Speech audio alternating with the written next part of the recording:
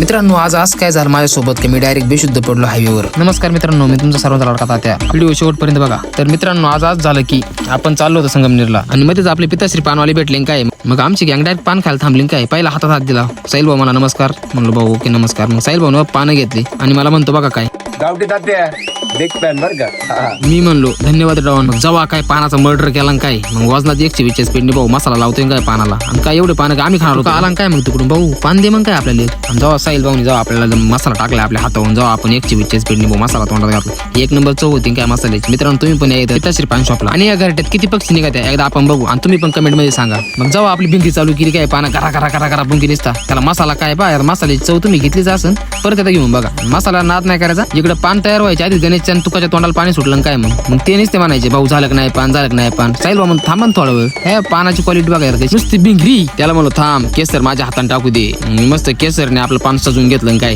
तर मित्रांनो आता मी पान खाणार आहे आणि पानाची क्वालिटी तुम्हाला पण सांगणार आहे। साहिल भाऊनी मला पान पुढे केलं काय, मग बघा आता मी पान कसं खातो, एक नंबर क्वालिटीचं पाणी। हा कोणतं माहिती का, फुलचंदी टाकलं तोंडात टाकलं, अरे अरे आता मी नाही जगत, आता डायरेक्ट बुंगून पडणार बघा। म्हणतो काय आता समजलं का तुला, पिताश्री पानाला म्हणतात मला।